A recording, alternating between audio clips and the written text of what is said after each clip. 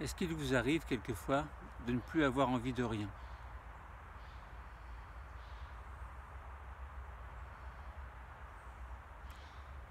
Ne plus avoir envie de rien. Être vide de l'intérieur. Ne plus ressentir les choses comme on aimerait qu'elles le soient. Comme si nos sens étaient vides. Comme si la connexion avec le monde s'effaçait tout doucement avec le temps. Oui. Vous est-il arrivé quelquefois de ressentir ce vide, cette angoisse qui vous prend de l'intérieur et qui finalement vous rend désemparé et malheureux?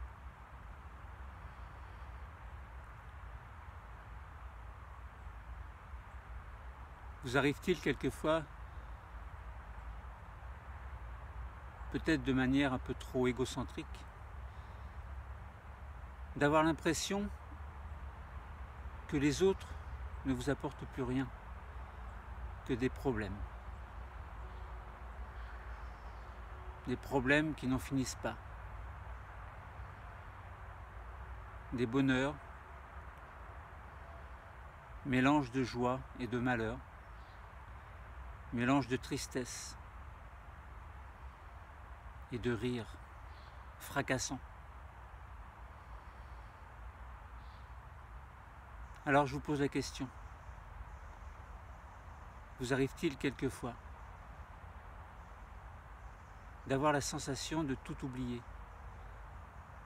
avoir l'impression que la vie existe mais n'est plus vraiment là, à l'intérieur de nous-mêmes? Comment est-ce qu'on pourrait appeler cette sensation? Je ne dirais pas les mots cruels ou les mots extrêmes, mais une sensation qui rejoint quelque chose qui est glauque. Glauque. C'est un mot violent peut-être, morbide, encore plus violent. Alors, lorsqu'on ressent ce vide à l'intérieur, est-ce qu'il faut le garder, s'en imprégner au maximum, ou bien essayer de l'évacuer? Mais comment? Pour évacuer ce vide, il faudrait que tout ce qui nous entoure soit équilibré, dans le sens positif. Mais c'est pas facile de jouer sur l'entourage, de jouer sur l'environnement, sans se heurter aux problèmes des autres. Est-ce qu'on doit s'attarder sur les problèmes des autres? Est-ce qu'il ne faudrait pas plutôt penser à soi, être égoïste, pour ne pas avoir à ressentir cette compassion, cette empathie qui nous martèle quelquefois de manière bien douloureuse? Et puis le temps passe, le temps va, le temps s'en va. Mais le présent, lui, reste. Et le présent, c'est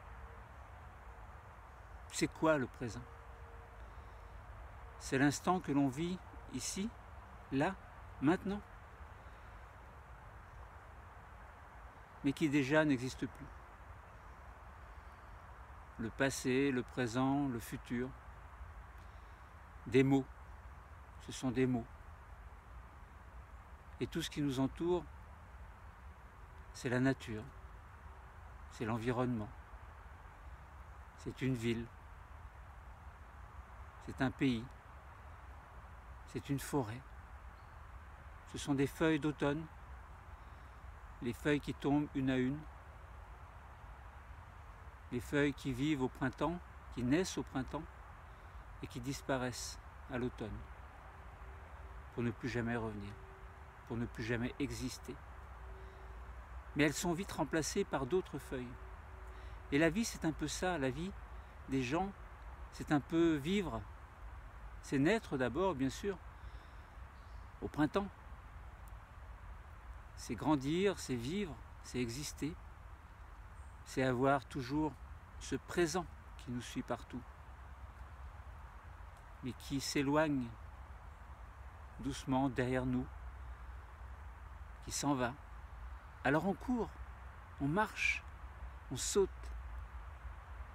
Sur le présent, on saute, mais vers l'avenir. Le présent, ça devient une banalité, il n'existe plus. On va vers l'avenir. Alors pourquoi je vous parle de tout ça? Peut-être pour partager un peu avec vous ce manque, cette sensation qui est peut-être universelle. Chacun doit passer par ces étapes de vie, de souffrance, de bonheur. Mais plus le temps passe, et plus toutes ces sensations prennent une importance différente. Le rire d'un enfant n'est plus tout à fait le même lorsque l'on a atteint l'âge qui va nous porter bientôt au-delà de nos espérances. Peut-être c'est une façon maladroite de parler. Peut-être que mon discours n'est pas très rassurant. Est-ce que ça veut dire que moi-même je ressens toutes ces choses? Ou est-ce que je veux partager avec vous quelque chose pour vous rassurer? Pour faire en sorte que vous sachiez que vous n'êtes pas seul. On n'est jamais seul. Même enfermé seul dans sa chambre, enfermé quelque part, vivre seul, on n'est jamais vraiment tout seul. Il y a toujours quelque chose autour de nous.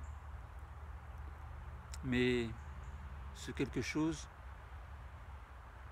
il est fugace et il ne nous apporte pas forcément ce que l'on cherche. Mais qu'est-ce que l'on cherche au juste? Qu'est-ce que l'on cherche? Où va nous mener notre vie? On va où? On va où exactement? Alors je vous repose une dernière fois la question. Est-ce qu'il vous arrive quelquefois de vous sentir vide?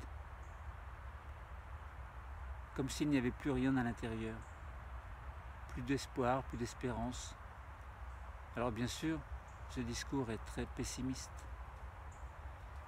Mais à travers ce pessimisme, il y a aussi une lueur d'espoir. Celle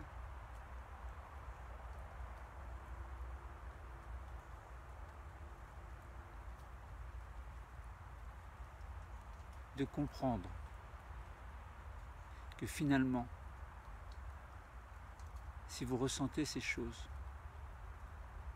c'est que vous avez besoin de les ressentir et qu'il faut les ressentir. Alors je partage avec vous cette compassion, cette empathie même sans vous connaître, parce qu'il y a autour de nous tout un réseau social, un réseau d'humains, et nous sommes tous unis les uns les autres par quelque chose qui nous dépasse. Nous sommes tous faits avec la même matière. Alors je ne vais pas rentrer dans les détails techniques qui pourraient contraster avec ce discours. Mais on est à la base de la poussière d'étoiles. Vous savez ce que c'est la poussière d'étoiles? Je vous laisse imaginer ce que c'est. Mais nous sommes de la poussière d'étoiles. Et nous retournerons vers cette poussière d'étoiles. Et nous allons alors accompagner tout ce qui est autour de nous, toute cette poussière d'étoiles qui va disparaître dans l'univers, pour revivre peut-être un jour sous une autre forme, ailleurs, dans un autre monde, mais pas dans notre monde. Alors je vous pose la question, est-ce que vous vous sentez seul? Est-ce que vous êtes vide à l'intérieur? Oui? Eh bien alors vivez cette souffrance. Et demain sera un nouveau présent. Bon courage et prenez soin de vous.